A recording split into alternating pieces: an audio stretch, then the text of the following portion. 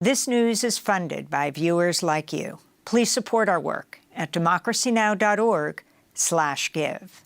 We begin today's show with the criminal hush money election interference trial of former President Donald Trump. New York prosecutors are wrapping up their case that alleges Trump falsified business records in an illegal effort to influence the 2016 presidential election when he allegedly hid the reimbursement of a hush money payment to his lawyer Michael Cohen made to adult film star Stormy Daniels. On Tuesday, Trump's former fixer, Michael Cohen, admitted he misled the Federal Election Commission about hush money payments made to Daniels. Cohen said he did so in order to, quote, demonstrate loyalty to Mr. Trump, unquote, and described a February 2017 meeting with President Trump in the Oval Office at the White House about the hush money repayment. Cohen also recalled Trump trying to stop him from cooperating with federal investigators. In cross-examination, Trump's defense attorneys tried to suggest Cohen was motivated by vengeance against Trump. House Speaker Mike Johnson, Senator J.D. Vance, North Dakota Governor Doug Burgum, and others were among a number of allies of President Trump who visited the courthouse Tuesday to bash Michael Cohen. This is Speaker Johnson. This is the fifth week that President Trump has been in court for this sham of a trial. They are doing this intentionally to keep him here and keep him off of the campaign trail. And I think everybody in the country can see that for what it is. This comes as a New York appeals court rejected Trump's request to overturn a gag order against him in the case. For more, we're joined by Ron Kuby, criminal defense and civil rights lawyer based here in New York, closely following all Trump's cases. Welcome back to Democracy Now!, Ron. Talk about the significance of this week. You had Stormy Daniels testifying last week.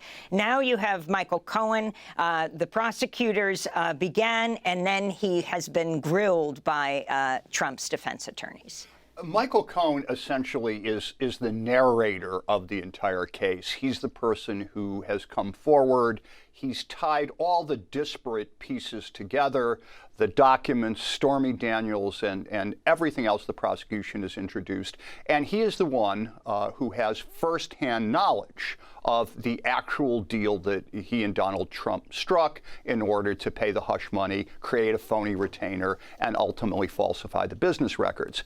And while his credibility is important, and I think that most people can agree that he's a loathsome lackey. He was a loathsome lackey for Donald Trump. And he's just like every other mob underboss who gets called in a criminal trial. Although he's not as bad as the average mob underboss. He didn't actually kill anybody, arsonate anybody on behalf of his boss. But he is a guy who would have taken a bullet for the boss, did all these things for the boss, then the boss betrayed him. And now he indeed is out for revenge. Unfortunately for Donald Trump, and I hate to start a sentence like that, but unfortunately for Donald Trump, the story that Michael Cohen tells is an eminently believable story and is corroborated in significant respects. So the defense is going to have a hard time with him, all the more so because Trump's lead lawyer has never tried a criminal case in state court and has only defended 2 criminal cases in his entire life. This is not the on-the-job training, learning case that you really want sort of starting out in the world of New York criminal defense. And Ron, first of all, greetings. It's been a long time since we've talked, but I wanted to ask you about 2 things. One is this. You're a veteran of decades of criminal cases. Do you ever recall political leaders from Washington coming to a local criminal case like this, like the Speaker of the House and these other members of Congress, and publicly criticizing the prosecution in the midst of a trial? And secondly, you've had a lot to say about the media coverage of this trial. So I'm wondering if you could comment on both the politicians involved in this case and also the way the media have covered it. Unfortunately, Juan, I have seen this before. It's the advantage or disadvantage of being around as long as I've been around. We saw it, for example, and I don't know how many people even remember this, the Bernard Goetz case. Deranged white man carrying around a handgun, shot down 4 black youth who he encountered in the subway. The subway vigilante had huge support. We had people like Senator Alphonse D'Amato coming to his defense, showing up at his trial. Of course, the Rudy Giuliani showing up, and other political leaders. When there is a high-profile case and you see elements that are attractive to really one side or the other, usually the right wing, they tend to show up and use the trial as a background to posture for their views.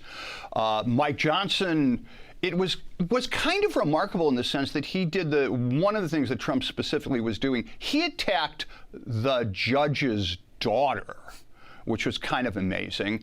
And as for Mike Johnson, remember, he's the guy who publicly announced that he and his son are internet buddies. They monitor each other's internet traffic to make sure that none of them are looking at porn or off-color websites. I wonder how Mike and Mike Jr. dealt with Stormy Daniels. Was anybody tempted to Google her body of work there, or did they just stay on the straight and narrow? It was a pretty disgusting show all around from Mike Johnson.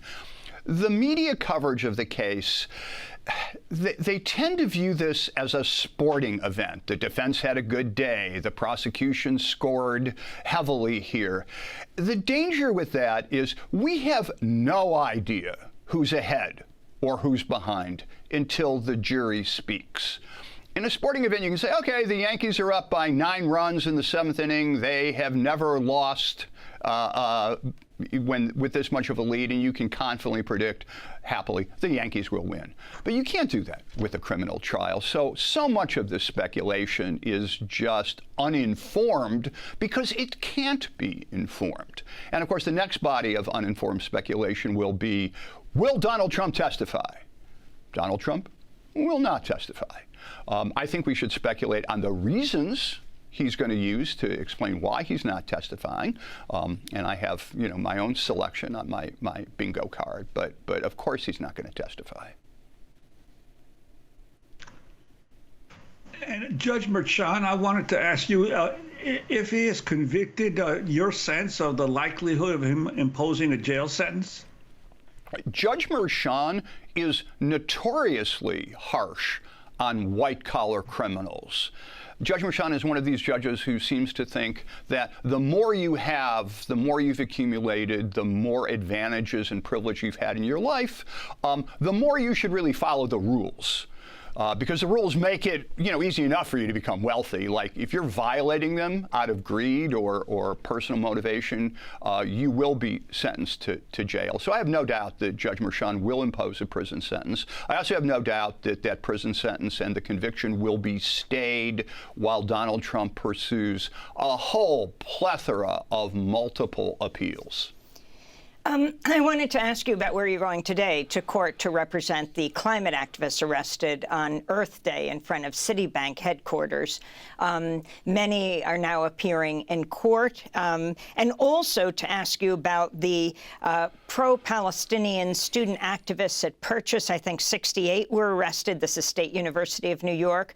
Westchester DA said many of the charges will be dropped against them, as well as the students arrested at Fordham. You're representing all of these people.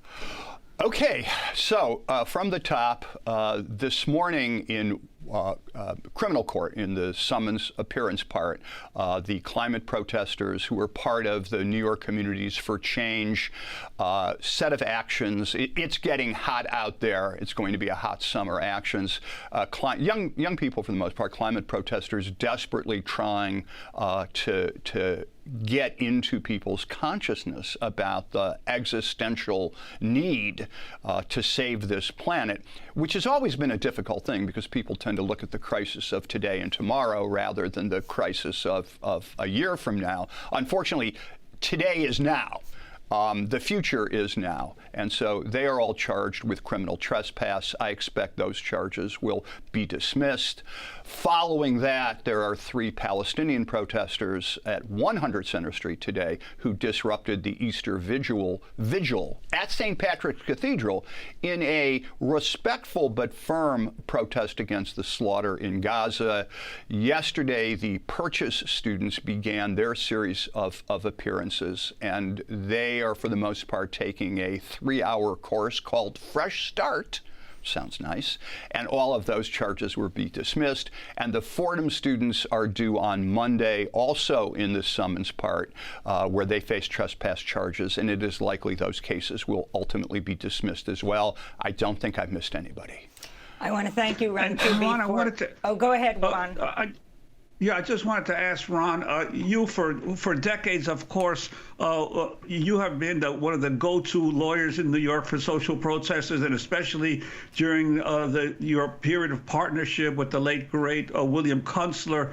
I'm wondering, have you seen over these years this kind of upsurge of young people protesting like you've seen in the last couple of years? It's a great question. I tend to view these struggles very much the way William Kunstler did, as perennial struggles with each generation kind of rising up to do their part. We saw that in Occupy Wall Street. We see it now. And I just have mad respect for the young people who are literally risking their education, their careers, and their futures to stand up for the planet, to stand up against the slaughter in Gaza. And it's so impressive to see them, and I'm always happy to serve those movements in any small way that I can. Ron Kuby, criminal defense and civil rights lawyer based here in New York. Democracy Now! Is funded by viewers like you. Please give today at democracynow.org/give.